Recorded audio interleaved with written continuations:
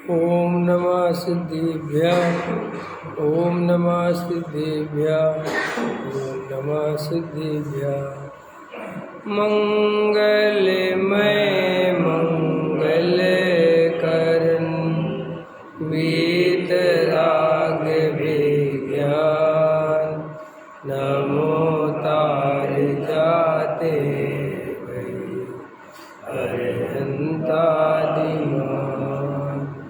करे मंगल करे ओम ग्रंथ करने के काज जाते मिले समाज सब पावे निज इस भवतरु का मूल जानऊ मिथ्या भाव ताको कर निर्मूल अब करिए मोक्ष उपाय संतप्त मानस शांत हो जिनके गुणों के गान में बेवर्धमान मान विजय हमारे। मोक्ष मार्ग प्रकाशक सातवां अधिकार सम्यक्त सन्मुख मिथ्या दृष्टि की चर्चा चल रही है। अभी बहुत मार्मिक चर्चा अपन पूज्य गुरुदेव श्री के माध्यम से सुन रहे थे। बहुत सुंदर विषय था जो अपन ने कल द्रव्य दृष्टि की चर्चा की थी ना, आज वही विषय था। क्या विषय था? अनादि काल से हम सब अपने को शरीर से, संयोग से, मन से, कर्म से, उदय से, इन सब से अशुद्ध मलिनता रूप अपने को मान रहे हैं और वैसा ही अनुभव कर रहे हैं। ख्याल में है कि नहीं आया? अनादि काल से मैं रागी, मैं द्वेषी, मैं मनुष्य, मैं संसारी, मैं मोही, मैं क्रोधी, मैं मानी, मैं लोभी, जिस पर्याय में गए उसी पर्याय के हिसाब से जो राग द्वेष जो संयोग बने वैसा ही अपने को मानते रहे, वैसा ही अपने को अनुभव करते रहे। और यही अनुभव, यही मान्यता हमें चार गति परिभ्रमण कराती रहती है। ख्याल में है ना? तो वहाँ समझा रहे थे गुरुदेव कि वास्तव में जिस जीव को अपना आत्मकल्याण करना हो उसे निश्चय नय के सन्मुख होना चाहिए। काय के सन्मुख होना चाहिए? उसे व्यवहार नय के सन्मुख नहीं होना चाहिए, क्योंकि व्यवहार का विषय अशुद्ध पर्याय है। व्यवहार का विषय एक द्रव दूसरे द्रव का कर्ता धरता है, मलिनता है, राग है, विकार है, कसाय है, ये सब व्यवहार के विषय है। और जो निश्चय नय का विषय है वह एक अखंड त्रिकाली ध्रुव भगवान आत्मा है। तो अनादि काल से हम सब ने कभी निश्चय के सन्मुख नहीं हुए, कभी अपने को त्रिकाली ध्रुव भगवान आत्मा शुद्ध चैतन्य वस्तु नहीं जाना। ख्याल में है ना? तो वो समझा रहे थे कि जैसे कोई अज्ञानी जीव अज्ञानता के कारण पानी के पास गया और पानी में मलिनता देखी, क्या देखी? कीचड़ वाला पानी देखा तो उसको ऐसा लगा कि ये पानी ही गंदा है, जबकि वो मलिनता पानी के स्वभाव में है ही नहीं।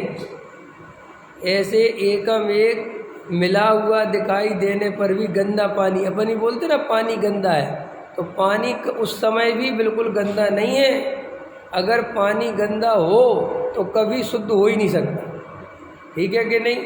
लेकिन अज्ञानी है तो वो पानी को मलिन मानता है और ऐसा सोचता है कि ये मलिन पानी ही पीना पड़ेगा। तो वो मलिन पानी ही पीता है तो उसको अनुभूति भी कैसी आती है? मलिनता की आती है। ख्याल में है ना? अब कोई ज्ञानी पुरुष, कोई समझदार पुरुष जिसने अपने गुरु से सुना था कि पानी कभी भी अपने स्वभाव से मलिन होता ही नहीं है। वो तो कीचड़ आदि का संयोग, मिट्टी का संयोग हो तो वो मलिन दिखाई देता है, लेकिन मलिन होता नहीं। तो वो कतक फल, इसकी मलिनता कैसे दूर हो सकती है कि इसमें निर्मली औषधि, उसको गुरुदेव निर्मली औषधि भी बोल रहे थे, फिर बाद में उनको ख्याल में आ गया कतक फल। तो कतक फल, तो वो कतक फल डालते ही उसकी मिट्टी नीचे पहुंच जाती है और शुद्ध पानी इतना साफ हो जाता है कि उसमें अपना प्रतिबिंब दिखाई देता है। ख्याल में है ना। और फिर ऐसा कतक फल डालकर आराम से शुद्ध पानी का अनुभव करता है। श्री गुरु समझा रहे थे, ऐसे ही यह जीव इस पर्याय को और इस त्रिकाली ध्रुव को, दोनों को एक मानता है, और ये पर्याय में जो कुछ चल रहा है वो ऐसा मानता है, हम ऐसा अनुभव करते कि ये मेरे में चल रहा है। बोलो, इस शरीर है, इस शरीर की जो अवस्था है ये मेरी अवस्था है कि वास्तव में शरीर की अवस्था है? बोलो, शरीर की। लेकिन अनादि काल से प्राप्त पर्याय में तन्मय होने के कारण और अपने शुद्ध चैतन्य स्वरूप का पता ही नहीं है कि क्या है, तो इस देह में एकत्व बुद्धि करने से इस शरीर की अवस्था को अपनी अवस्था मानता है। इसी का नाम संसार है। स्त्री, पुत्र, कुटुंब, परिवार ये संसार नहीं है। बोले रहे थे तो निमित्त है। असली संसार क्या है? अशुद्धता का अनुभव, अपने राग देश का अनुभव, मलिनता का अनुभव, और ऐसी मान्यता कि यही मैं हूँ, इसका नाम संसार है। और इसका नाम संसार है।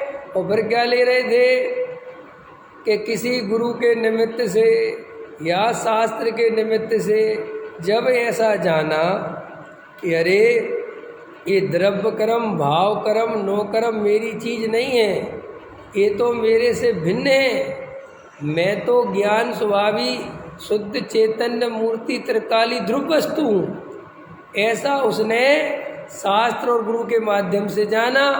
और फिर एकांत में अपनी बुद्धि लगाई, जो अपनी पढ़ रहे हैं ना, है अपने विवेक से, ये वो ही अर्थ है। एकांत में बैठ के फिर ये विचार किया, क्या वास्तव में ये मलिनता मेरे स्वभाव में है? क्या ये क्रोध, मान, माया, लोभ के परिणाम मेरे हो सकते हैं? क्या ये भाव मेरे हैं? क्या मैं ये हूँ? क्या ये भाव सदा बने रहते हैं? क्या ये शरीर पर्याय कर्म का उदय सदाकाल बना रहता है? नहीं, ये तो निरंतर बदल रहे हैं। इस शरीर अपनी अवस्था निरंतर बदल रहा है, ये परिणाम निरंतर बदल रहे हैं। कल कोई और भाव थे तो मैं उनके लिए मरा जा रहा था, आज कोई और भाव है तो मैं उनके लिए मरा जा रहा हूँ। कल तक कोई और अच्छा लगता था, आज कोई और अच्छा लग रहा है। कभी कहीं सुख दिखता था, अब कहीं सुख दिखता है। इसका मतलब ये सब बदलती हुई अवस्थाएं हैं, ये मैं नहीं हूँ, ये मेरा स्वरूप नहीं है। तो वो कतक फल डाला ना, यहाँ भेद ज्ञान रूपी कतक फल।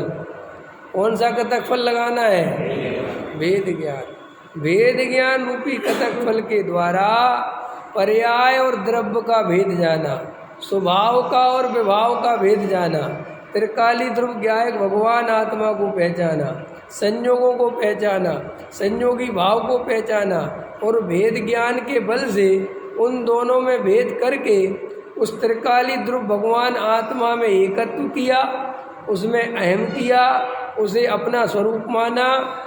और जो रागादि विकारी भाव है, ये मैं नहीं हूँ, ये मेरा स्वरूप नहीं है, ऐसा निर्णय किया। इसका नाम मुक्ति है, इसका नाम सम्यक दर्शन है, इसका नाम धार्मिक क्रिया है। इसे गुरुदेव क्या ले रहे थे कि तुम जिसे धार्मिक क्रिया समझते हो वो धार्मिक क्रिया नहीं है। ये जो भेद ज्ञान के बल से तुमने त्रिकाली ध्रुव भगवान आत्मा को और शरीर, मन, वाणी, कर्म इनको भिन्न जाना, ये असली क्रिया है और इसको धार्मिक क्रिया कहते हैं। अगर किसी को क्रिया करनी हो तो ये क्रिया करो। सुना था भी और ले रहे थे कि जैन गजट में आज छपा है कि भगवान का दर्शन करने से निधति निकाचित कर्म चूर चूर हो जाते हैं। ख्याल में आया कि नहीं आया? और जीव को सम्यक दर्शन की प्राप्ति हो जाती है। तो वो कह रहे थे अधूरी बात है, ज्ञान नहीं है। ख्याल में है? तो धवला में लिखा है, तो धवला में निमित्त की तरफ से कथन है।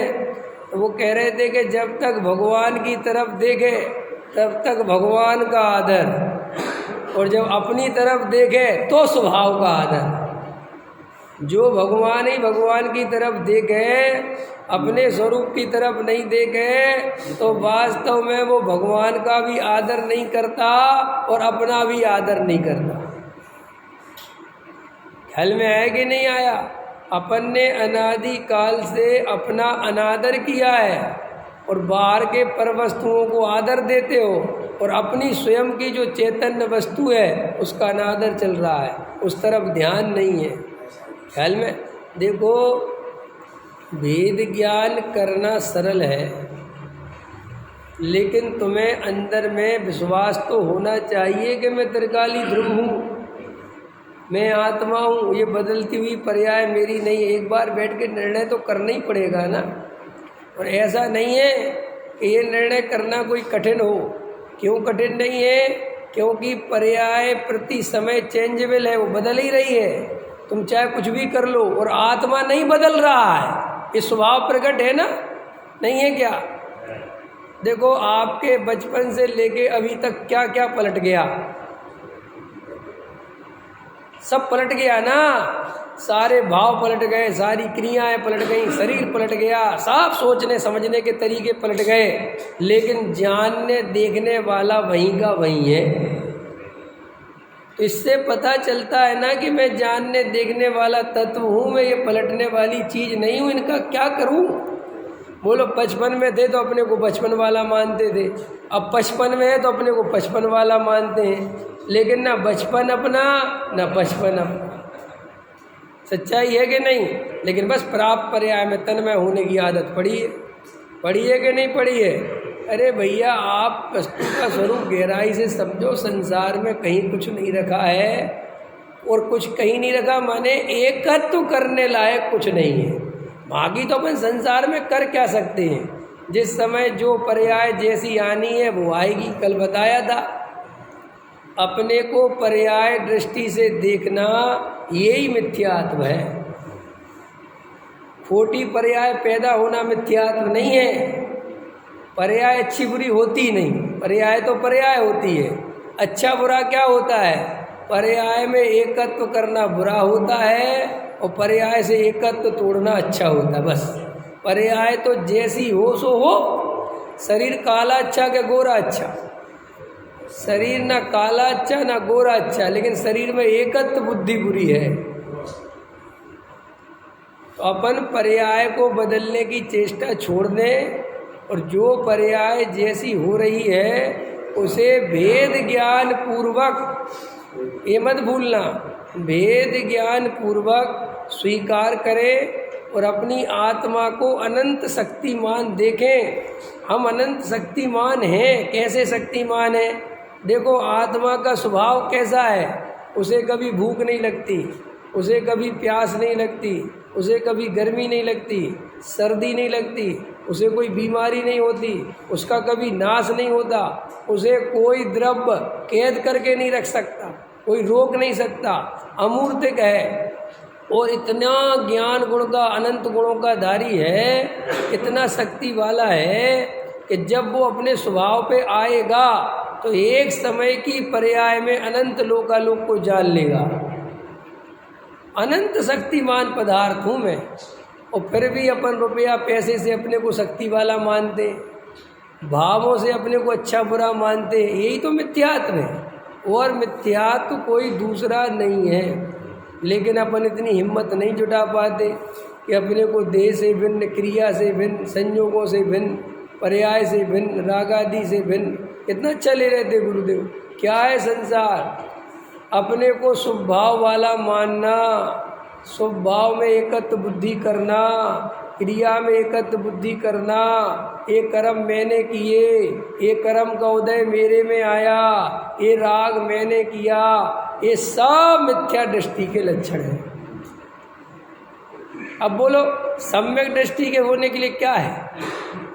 क्या है समझ? ना कोई क्रिया कांड, ना कोई पहाड़ पे चढ़ना है, ना कोई पूजा पाठ करना, क्या करना है? मज़ेदार बात है ये सब कुछ करना ही नहीं है और आदमी यही करे जा रहा है। और काय के लिए करे जा रहा है? सम्यक दर्शन। और सम्यक दर्शन में कुछ नहीं करना, पर्याय दृष्टि छोड़ के त्रिकाली ध्रुव अनुभव करना। और त्रिकाली ध्रुव ऐसा नहीं है कि प्रकट नहीं है, प्रकट है आत्मा के नहीं। आप सबको आत्मा अनुभव में आ रहा है कि नहीं आ रहा है? फिर कमी क्या है कि अनुभव आने पर भी पर्याय दृष्टि नहीं छोड़ता। कई लोग पता क्या कहते, वो तो ठीक है, हम आत्मा तो हैं, अभी तो मान ली, लेकिन पर्याय में तो कुछ नहीं होता। पर्याय तो वही की वही चलती रहती है। क्या चाहते हो पर्याय में? पर्याय में चाहते हैं कि तुरंत भामंडल लग जाए, है तुरंत इंद्र विंद्र खड़े हो जाए, ओ महाराज नमोस्तु नमोस्तु। अरे भाई तुझे खबर नहीं है, पता नहीं है, ऐसे भावमंडल कभी नहीं लगेंगे। आपको पता है मुक्ति चाहने वालों को कभी मुक्ति नहीं मिलती। गजब गजब की बात है। इतनी हिम्मत है कि सम्यक दर्शन तुझे मेरे दर्शन करना हो तो कर ले, ख्याल में आया ना, मुझे तेरी कोई ज़रूरत नहीं। इतनी हिम्मत है। अभी ऊपर कोई कह रहे सम्यक दर्शन बढ़ रहा तो लाइन लगा लो, जैसे मिठाई की लाइन लगा लेते ना लोग। देखो वासना वासना होती है, चाहे मोक्ष की वासना हो और चाहे पैसे की वासना हो, वासना दोनों ही है। लेकिन लोग ने मोक्ष की वासना को अच्छा मान लिया है। लोग में क्या है, कोई मोक्ष की वासना करे कहते बहुत अच्छा बहुत अच्छा, बहुत अच्छे भाव है तुम्हारे, बहुत अच्छे भाव। और कोई पैसे की भावना करे तो बहुत बुरे भाव है, तो नरक जाने के बाद। तो मोक्ष की वासना भी कोई मोक्ष जाने की भावना से नहीं होता। मोक्ष की वासना भी वासना ही है। तो फिर क्या है, कल समझाया था कि देखो अपने स्वरूप की यही मस्ती है कि पर्याय में जरा सा भी हेर फेर करने का भाव ना रह जावे। जो पर्याय आवे स्वीकार होवे, लेकिन पर्याय का जरा सा भी बल ना होवे। बल सारा काय का होवे? अपने त्रिकाली ध्रुव का। देखो आज मेरे दिन भर कसाय मंद रही, मनोज जी आज दिन भर कैसी रही? कसाय मंद रही। आज खूब दया दान पूजा भक्ति व्रत शील संयम के परिणाम रहे। तो अभी अंदर क्या लगना चाहिए, क्या निर्णय होना चाहिए, क्या श्रद्धान होना चाहिए कि ये परिणाम मेरे नहीं हैं, इन परिणामों से मुझे कोई लेना देना नहीं है। अगर उनमें ये माना कि आज तो मेरा बहुत अच्छा रहा, आज तो मेरे परिणाम बहुत बढ़िया रहे, तो यही तो परिणाम की दृष्टि हो गई। अपने द्रव्य से बड़ा कुछ भी नहीं दिखना चाहिए। उल्टा ये लगना चाहिए कि आज मेरे परिणामों के चक्कर में मेरी द्रव्य की दृष्टि टूट गई, आज मैं परिणाम पे मोहित हो गया। यही समझ में आया? काहे पे मोहित हो गया? परिणाम। तो देखो ऐसा सावधानी है, ऐसा सावधानी पूर्वक एकांत में बैठ के अपनी आत्मा में अपनापन करो। भाई हम कुछ भी कर लें, हमें रहना आत्मा है। हम कितने ही परिणाम सुधार लें, कितने ही बिगाड़ लें, इनके कर्ता धर्ता हम नहीं हैं। हम परिणामों के भरोसे कभी सुखी नहीं हो सकते, चाहे बेपरिणाम शुद्ध पर्याय ही क्यों ना हो। देखो मुनिराज के 7वां गुणस्थान हुआ, शुद्ध पर्याय आई ना है, और वे उस पर्याय पे रीझ जाएं, उस पर्याय को रोक न रख के कोशिश करें कि ये पर्याय रुकी रहे, तो क्या होगा? उसी समय मिथ्या दृष्टि हो जाएगी। अब बताओ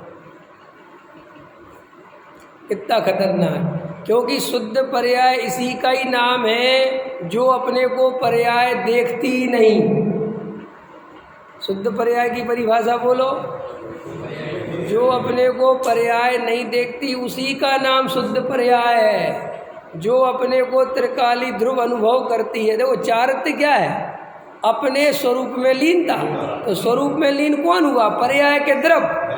द्रव, अरे स्वरूप में कौन लीन हुआ? पर्याय के द्रव, पर्याय। अरे द्रव में ना कुछ होता है, ना लीनता होती, ना दर्शन। द्रव में कुछ नहीं होता, जो कुछ होता है पर्याय में होता है। सम्यक दर्शन किस में होता है? द्रव्य में के पर्याय में? तो सम्यक दर्शन पर्याय में होता है, तो पर्याय में होता क्या है? पर्याय अपने को पर्याय ना मानकर द्रव्य मानती है, इसी का नाम तो सम्यक दर्शन है। नहीं समझ में आया? नहीं समझ में आया? अरे भाई पर्याय जो, जैसे मैं मान के चलो मुझे अभी सम्यक दर्शन हुआ, तो क्या हुआ? सम्यक दर्शन हुआ तो सम्यक दर्शन हुआ तो ये हुआ कि मेरी अभी जो पर्याय श्रद्धा गुण की अंदर से उठ रही थी, वो अपने को शरीर, संयोग, रागी, द्वेषी, मोही, समझ में आया, मनुष्य, सेठ, पंडित, ये अनुभव कर रही थी। इसका नाम है मिथ्या दर्शन। अब वही पर्याय भेद ज्ञान के बल से मैं त्रिकाली ध्रुव भगवान आत्मा हूँ, मेरे में राग आदि है ही नहीं, बस इस अनुभव का नाम सम्यक दर्शन। तो ये अनुभव भी किसने किया? ऐसा समझ लो, ये पर्याय, ठीक, ये पर्याय है। अब देखो कितना सरल है समझना कि मिथ्या दर्शन क्या है और सम्यक दर्शन क्या है। देखो ध्यान से, ये पर्याय बिल्कुल जैसी होती है वैसी ही हुई। यहाँ है द्रव्य कर्म, भाव कर्म, नो कर्म, और यहाँ है अपना त्रिकाली ध्रुव भगवान आत्मा, ठीक। और जो बीच में है पर्याय। अब इस पर्याय ने इससे नाता जोड़ा, माने इससे अपना अस्तित्व बनाया, इसका नाम है मिथ्या दर्शन। और इसी पर्याय ने इससे अपना अस्तित्व जोड़ा, इसका नाम है सम्यक दर्शन। बड़ा समझ में आया? तो पर्याय ने अपनी पर्याय दृष्टि छोड़कर अपने को द्रव्य अनुभव किया, इसका नाम तो सम्यक दर्शन है, ठीक। और इस ज्ञान का नाम है सम्यक ज्ञान। ऐसा जो ज्ञान हुआ कि मैं त्रिकाली ध्रुव। अब देखो चारित्र्य क्या है? वो ही चारित्र्य गुण की पर्याय, आगे तीसरे गुण की पर्याय, चारित्र्य गुण की श्रद्धा की पर्याय ज्ञायक पे समर्पित हो गई, ज्ञान की पर्याय ज्ञायक पे समर्पित हो गई। अब लीनता वाली पर्याय पैदा हुई। कौन सी पर्याय पैदा हुई? लीनता। तो अभी वो काय में लीन हो रही थी? पर्याय कहाँ लीन हो रही थी? इस तरफ वाले में, जहाँ ये श्रद्धा लीन थी, श्रद्धा का एकत्व था। अब बस यही गजब का स्वरूप है कि अब चारित्र्य गुण की पर्याय आई और उसने ऐसा देखा कि मैं श्रद्धा के आधार पर कि मैं कौन हूँ? मैं त्रिकाली ध्रुव हूँ। कैसा ज्ञान कि मैं त्रिकाली ध्रुव, बस। तो वो लीन भी कहाँ हो गई? उसी द्रव्य में। द्रव्य माने कैसी अनुभूति करने लगी? अपने चैतन्यमयी वस्तु में लीन। वो एकत्व टूटा सब जगह से और अपने में लीन हो गया। तो लीन कौन हुआ? पर्याय। इसी का नाम है सम्यक चारित्र्य। अब ये देखो, अब ये क्रम है। अब चारित्र्य में लीन होती है, फिर बाहर आ जाती है, लीन होती है, फिर बाहर आती है, लीन होती है। ये चारित्र्य में इस प्रकार का फ्लेक्सिबल है, ऊपर नीचे होता है। लेकिन श्रद्धा ज्यों की त्यों बनी रहती है, ज्ञान ज्यों का त्यों बना रहता है। इसलिए मिथ्यात्व में नहीं आता वो जीव। अगर वो श्रद्धा भी डगमग हो जाए तो फिर मिथ्यात्व में आ जाता है। तो अब चारित्र्य की अस्थिरता से अपने को पापी मत समझो। चारित्र्य में इतने जल्दी स्थिरता होने वाली नहीं है। इतने जल्दी खाने पीने घूमने फिरने का राग टूटने वाला नहीं है। लेकिन वो राग ना टूटे, लेकिन राग बुद्धि टूटनी चाहिए। समझ में आया कि नहीं आया? अपन जोड़ के चलते। अपन को ऐसा लगता है कि अगर हमें सम्यक दर्शन हो जाएगा तो फिर हमें खाने पीने का राग नहीं आना चाहिए, हमने घूमने फिरने का राग नहीं आना चाहिए, हमें पैसा कमाने का राग नहीं आना चाहिए। और हमें ये राग आ रहा है तो हम क्या है?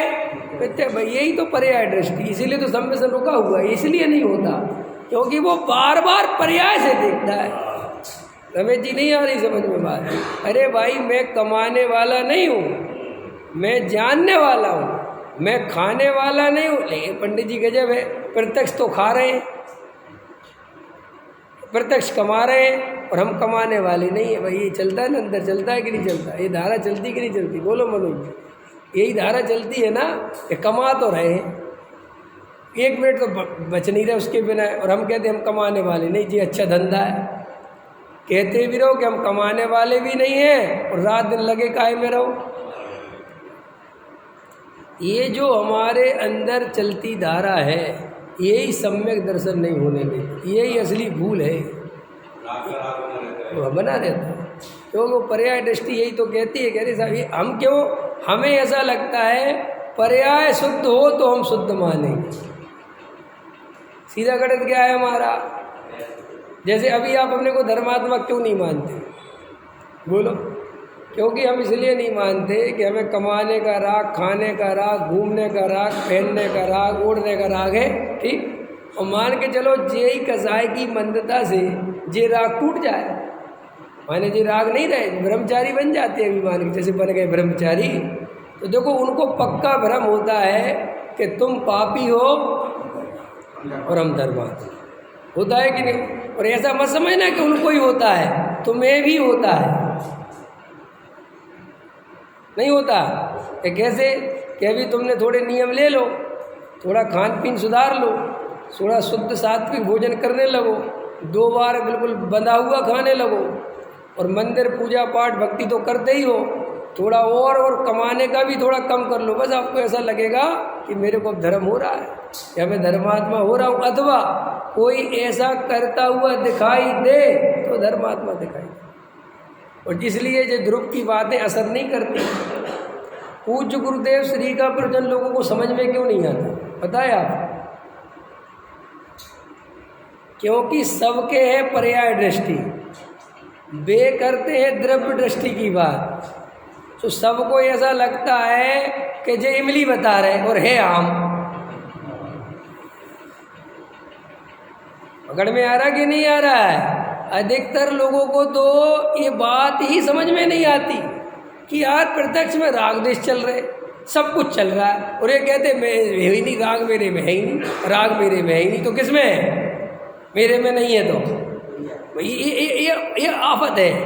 और जो मुमुक्षुओं की आफत बता रहा हूँ मैं, व्यवहारियों की नहीं बता रहा हूँ। इसलिए कई लोग तो मुमुक्षु ऐसे कहते हैं कि वो गुरुदेव तो यार अति कर गए निश्चय के, एक ही पक्ष बता गए। भैया एक पक्ष नहीं बता गए, उसी पक्ष के आधार से सम्यक दर्शन होता है। वो तो मर जाना ये व्यवहार का पक्ष ले लेके, कभी 3 काल में सम्यक दर्शन नहीं होगा। जिनके अंदर ऐसी मान्यता है कि क्रिया करना जरूरी है, जिनके अंदर ऐसी मान्यता है कि शुभ भाव जरूरी है, अशुभ भाव बुरा है, शुभ भाव करना चाहिए, अशुभ से तो अच्छा ही है, ये मान्यता, और अपन को तो क्रिया करनी चाहिए, ये जो मान्यता है ना, ये सब मान्यता मिथ्या दर्शन के कारण बनते हैं। हम जन्मों जन्मों, अरे तुम द्रव्यलिंगी मुनि की कहानी 1000 बार पढ़ चुके, 1000 बार सुन चुके, तो ये समझ में नहीं आया कि ये मिथ्या दृष्टि क्यों है। और वही पक्ष अपन लिए बैठे रहते हैं, नहीं बैठे हैं। अंदर विचार करके देखो कि अपने वही मान्यता चलती रहती। इसलिए गुरुदेव के प्रवचन सुनने में लोगों को मजा नहीं आता, जबकि वास्तव में अगर असली आपकी दृष्टि होगी ना, और आप गुरुदेव का प्रवचन सुनोगे तो अंदर उछलोगे, आनंद आता है उनको सुन के, ऐसा लगता है वाह क्या माल दे रहे, क्या बात बता रहे।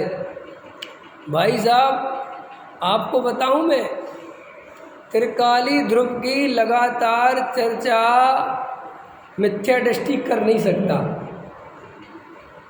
बस की नहीं है मिथ्या। हम कह रहे तुम मिथ्या दृष्टि कितने निश्चय का पक्ष बना ले, वो आएगा व्यवहार पे ही। कितने ही तुम तो समय सार खुलवा लो। मैं अच्छे ब्रह्मचारियों को जानता हूँ, समय सार खोल के बैठते हैं, छठवीं गाथा खोल के बैठते हैं। जो छठी का दूध कहते थे, छठ को फिर सुनो आ जाएंगे क्रियाकांड में। छठवीं गाथा पढ़ाते पढ़ाते क्रियाकांड में जाते हैं। वो कहते ये तो अपनी जगह सही है, लेकिन भैया वो दया दान पूजा भक्ति छोड़ मत देना, छल ग्रहण मत कर लेना। 1 मिनट नहीं लगता।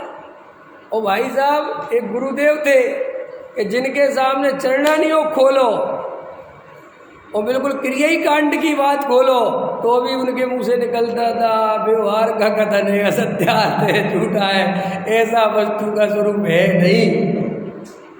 तो ये कोई उनने आर्टिफिशियल नहीं कर रखा था, ये कोई उनने निश्चय का पक्ष नहीं ओढ़ रखा था भाई। उनको अंदर से उस आत्मा की इतनी महिमा रहती थी, उस त्रिकाली ध्रुव की ऐसी अंदर धारा बहती थी कि वे कहीं से भी कुछ भी बोले वे आ जाते थे सीधे ध्रुव पर।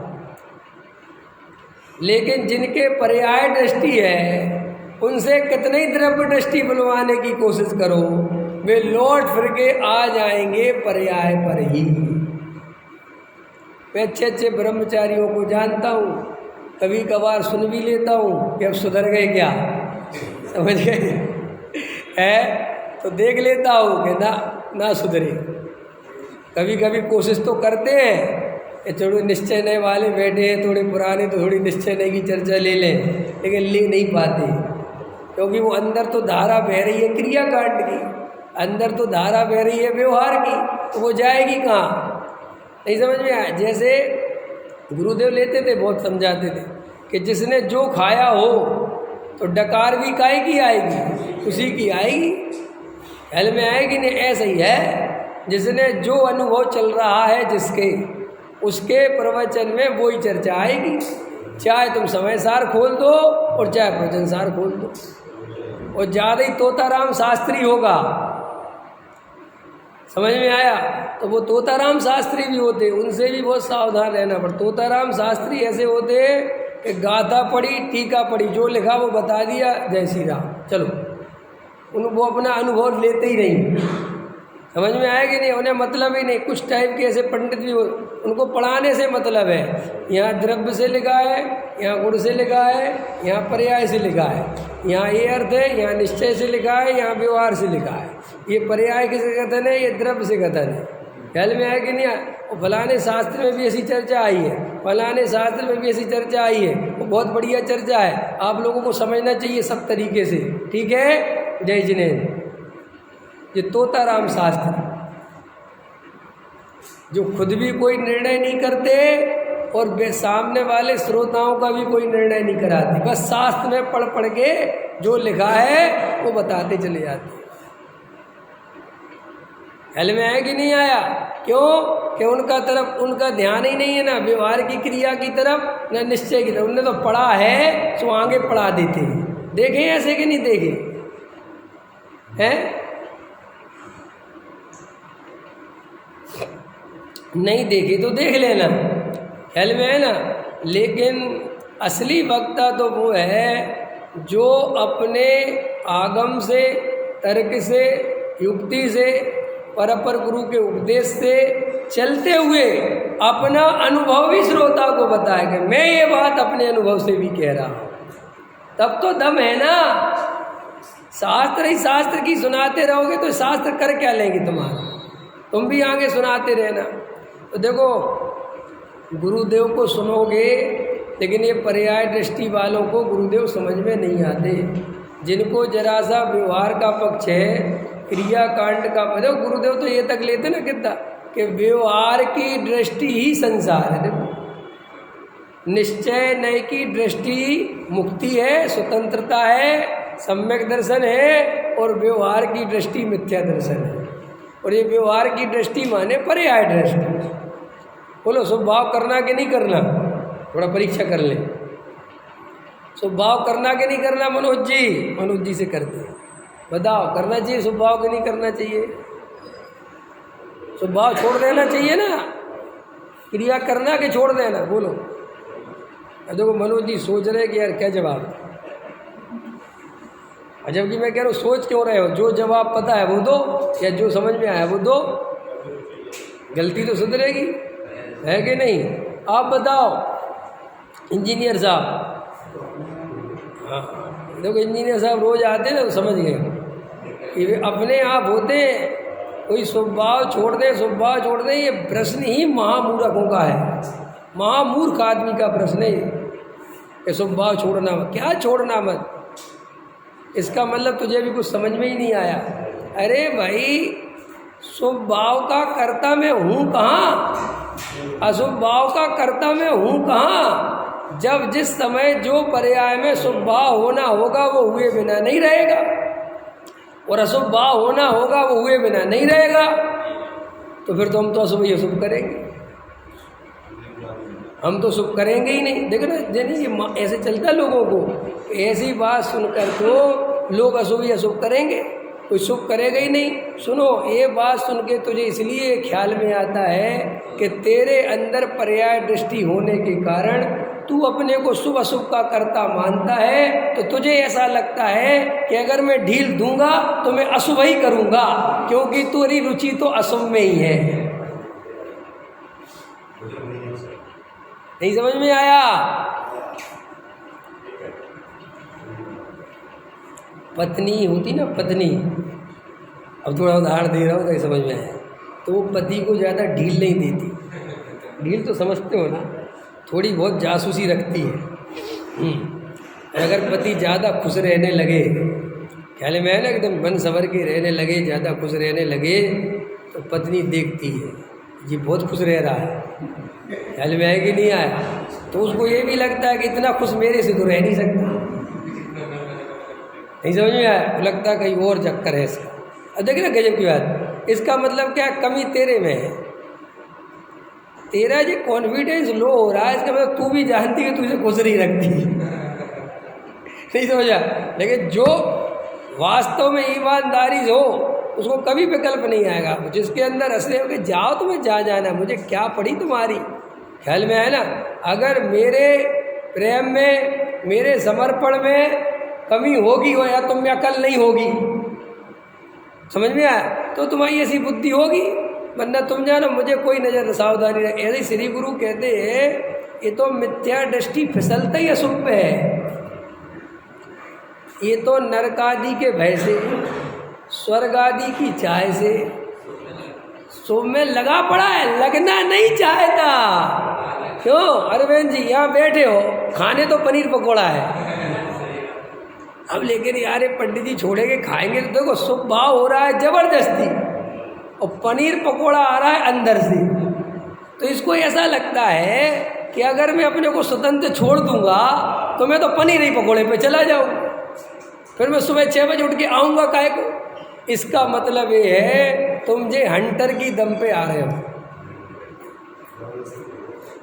तुम देव सात गुरु की असली महिमा की दम पे नहीं आ रहे, क्योंकि अगर असली महिमा होती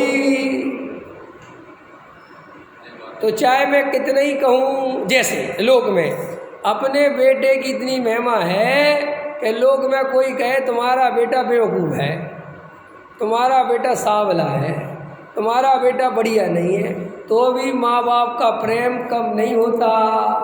होता है क्या? कोई तुम्हारे लड़के को मूर्ख कह दे तो छोड़ दोगे सड़क पे? ये कहोगे मूर्ख होगा तेरा बाप। समझ में आया? मेरे बेटे में कोई कमी नहीं है, बोलो। लेकिन यहाँ तो जरा सा शुभ भाव की उड़ाओ तो उसको घबराहट होती है, हम तो छोड़ ही देंगे, हम तो छोड़ ही देंगे। ऐसे में तो लोग छोड़े कि नहीं छोड़े, तू खुद छोड़ देगा। असली बीमारी तेरी ये है, असली जड़ तो तेरी ये है कि तू खुद छोड़ देगा। इसलिए तू दूसरों के नाम ले लेके, दूसरों के नाम ले लेके कहता है कि शुभ भाव की जरूरी है जी, शुभ भाव ऐसा थोड़ी है।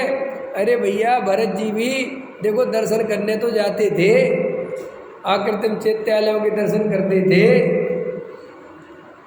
फिर वो ऐसे ले लाके देखो ऐसे वो व्रत करते थे, ऐसे उपवास करते थे, फिर प्रतिमानियों की 10-5 कहानियाँ याद रखता है वो देखो गजमोती वाली, ख्याल में है ना, फलाने, मुझे तो इतनी याद भी नहीं है जी, इस टाइप के बहुत याद रखते हैं। उन्हीं कहानियों के आधार पे अपना क्रियाकांड होता रहता है। देखो कौए का मांस नहीं खाया भील ने, मैं मर जाऊंगा, मैं प्रतिज्ञा नहीं तोड़ूंगा चाहे कुछ हो जाए। ख्याल में आया कि नहीं आया? काहे की प्रतिज्ञा? कौन सी प्रतिज्ञा? समझ में आया कि नहीं आया? अरे हम तुझे जो बात बता रहे हैं वो मुक्ति का मार्ग बता रहे हैं, और तू जो बात सुन रहा है वो 4 गति में घूमने के हिसाब से सोच रहा है, तो स्वर्ग जाऊं कि नरक जाऊं। और हम यहाँ कह रहे हैं कि हमने 4 गति का भेद ही मिटा दिया। हम ये कह रहे हैं कि 4 गति तेरे स्वरूप में है ही नहीं, तू तो इससे भिन्न है। ये शरीर ही तू नहीं है तो गतियाँ कहाँ से होंगी?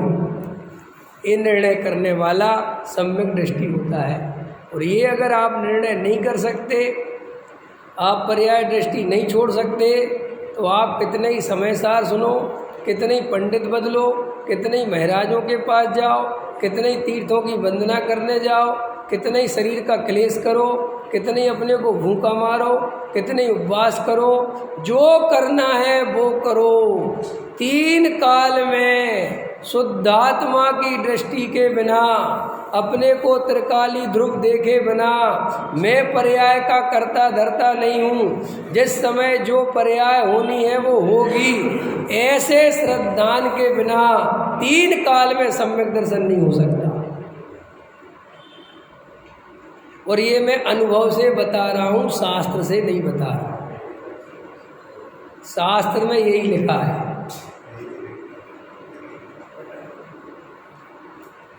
या कई कहेंगे हम शास्त्र खोल के देखते हैं, हल में है कि नहीं आया है। लकीर के फकीर मत बनो भाई, लकीर के फकीर मत बनो। गर्मी नहीं सही जाती तो नहीं सही जाती। नहीं समझ में आया कि महावीर कैसे धूप में खड़े रहते, तो महावीर के चक्कर में मत फंसो। महावीर थे, तुम हो। गुरुदेव देखो 10-10 घंटे स्वाध्याय करते थे। गुरुदेव थे, मैं हूँ। ये तुम दूसरे के जैसे बनने की कोशिश में 3 काल में कुछ नहीं बन पाओगे भाई। सबके अपने अपने औदिक भाव, अपनी अपनी पर्यायगत योग्यताएं हैं। हम किसी की नकल क्यों करें? नहीं समझ में? हम जैसे हैं हमें स्वीकार है।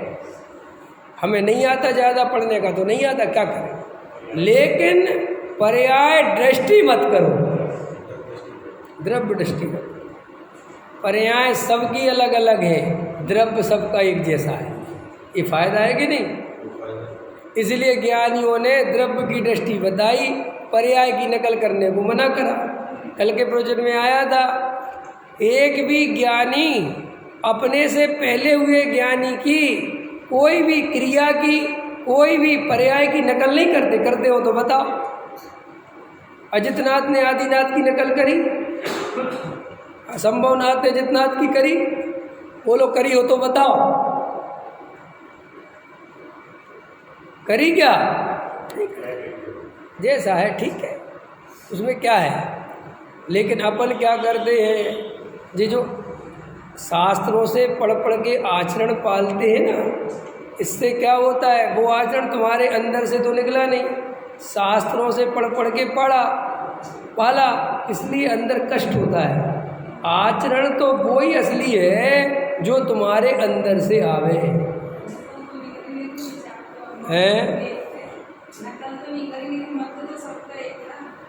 हाँ, तो मत माने वो श्रद्धा एक सी, सम्यक दर्शन एक सा, सम्यक ज्ञान एक सा, सम्यक चारित्र एक सा। नकल करने का मतलब ये है कि ऐसी नकल नहीं करी कि भैया आदिनाथ ने इतने टाइम दीक्षा ली थी तो मैं भी इतने टाइम बाद लूँगा, या इनने 6 दिन में ले ली थी तो मैं 6 दिन नहीं। ऐसे कोई विकल्प नहीं रखी।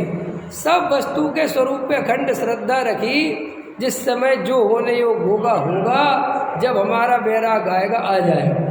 माने उन जैसे नेमिनाथ थे, तो देखो नेमिनाथ को शादी करने का राग जब तक था तो था, और जब नहीं था तो नहीं था। अब आज शादी में चढ़े गए, हल में है ना, बारात लेके भी चले गए, सब कुछ हो गया कि नहीं हो गया। इसका मतलब वहाँ तक तो निर्णय था शादी करने का, भाव था कि नहीं था। और फिर एकदम भाव पलट गया। तो कोई ऐसा कहे कि जब नहीं करनी थी तो यहाँ तक का ढोंग धतूरा करे ही क्यों। लेकिन ज्ञानी ना तो ढोंग धतूरा करते, ना कुछ करते हैं, और ना वे किसी की परवाह करते हैं। बैराग आया तो आया। माँ देखो नेमिनाथ ने जरा सा भी संकोच नहीं करा कि लोग क्या कहेंगे। एक स्त्री की, एक लड़की की बताओ, जिंदगी बर्बाद करके जा रहे, काय के तीर्थंकर है, काय का बैराग है। थोड़ा लोक व्यवहार निभाना था ना, कोई बात नहीं, आ गया तो आ गया, जिसको जो सोचना है सोचो। और अपन सारी जिंदगी क्या करते हैं, हम तो सारा धर्म इसी काम में लगा रखा है कि क्या कहेंगे लोग। आदि पूजा छोड़ के जाएंगे तो क्या सोचेंगे। देखो अरविंद जी के बिल्कुल सही, मन तो था आज है, समझ में आया कि नहीं आया। बताओ, जयमाला छोड़ के चले जाएंगे तो आप, कई लोगों को डर बैठा दिया कि पूरी करो पूरी करो पूरी करो। नहीं समझ में आया, पूरी तो समझते हो ना, तो पूरी हो जाती है फिर। देखो भाई, जैन धर्म में ऐसे कोई बंधन नहीं है, ये सब अज्ञानियों ने अपनी कल्पना से बना लिए, थोड़ा खतरनाक है। और चूंकि अज्ञानी हंटर के बिना नहीं चलते, बताया रमेश जी, अज्ञानी हंटर के बिना नहीं चलते, इसलिए ये हंटर चलाए जाते हैं। इसमें इतना पाप, इसमें इतना पाप, इसमें इतना पाप, इसमें इतना पुण्य, इसमें इतना पुण्य, ये करो ये करो, क्योंकि वे सब जानते हैं कि भाई अगर इनको ये सब नहीं बताएंगे तो ये सब महाभ्रष्ट मूर्ख चंद कुछ का कुछ करेंगे, इसको हंटर चलाना पड़ेगा। वो तो है ही। जैसे स्कूल में भी टीचर को गधे बच्चों के लिए हंटर चलाना पड़ता है। जो होशियार बच्चे होते हैं उनके लिए तो टीचर देखता ही नहीं, कहता तुम तो चुपचाप। जो देखो होशियार बच्चा होता है ना, तो वो कहता मैम कल नहीं आओगे, कोई बात नहीं। देखो उससे भी नहीं पूछती क्यों नहीं आओगे, क्या परेशानी है, कुछ नहीं। और गधा हो, शैतान हो, मैं कल नहीं आऊँगा, तेरे तो बाप को कल आना पड़ेगा, तेरा नाम काट देंगे। देखो उसको कितनी धमकी दे रही है। अब वो कहेंगे उसको क्यों नहीं दे रहे कि भैया वो समझदार है और तू इन्हीं धमकियों से काबू में आएगा। ऐसे ही जितने नियम कायदे कानून है ना, डर के, जो डर का हंटर है, ये अज्ञानियों को कंट्रोल में रखने के लिए चलाया जाता है। क्योंकि ऐसे मानेंगे नहीं तो एकदम दिखा दो बहुत बड़ा चढ़ा के, ये करोगे तो बहुत पाप लगेगा, ऐसे भगोगे तो बहुत पाप लगेगा, ऐसे चलोगे तो बहुत पाप लगेगा। बस वो बेचारा और डर डर के पूरा धर्म, उसका पूरा जीवन डर डर के निकल जाता है। डर के कभी धर्म नहीं होता। धर्म तो असली निडरता का नाम है। हमारे अंदर जितनी निडरता होगी तभी हम सम्यक दृष्टि हो सकते हैं। और हमें भय रहेगा, रहेगा कि नहीं रहेगा? पाप का भय तो रखना ना, पाप का भय रखना कि नहीं रखना? अरे भाई इसकी जगह ये समझाओ कि द्रव्य की दृष्टि रखना। पाप का क्या भय रखना, काय की दृष्टि रखना। अगर द्रव्य की दृष्टि छूटे तो घबराना, तो समझ लेना बहुत बड़ा पाप हो गया। सुनो, द्रव्य की दृष्टि रखोगे तो कभी ऐसा पाप होगा ही नहीं जो होने योग्य ना हो। फिर वो ही पाप होगा जो होने योग्य हो, मर्यादित। इतना अच्छा ले रहे थे गुरुदेव कल के प्रवचनों में कि अनंतानुबंधी मान क्या है? अपनी आत्मा से ज़्यादा किसी पर पदार्थ की महिमा आ जाए, ये अनंतानुबंधी मान है। बोलो।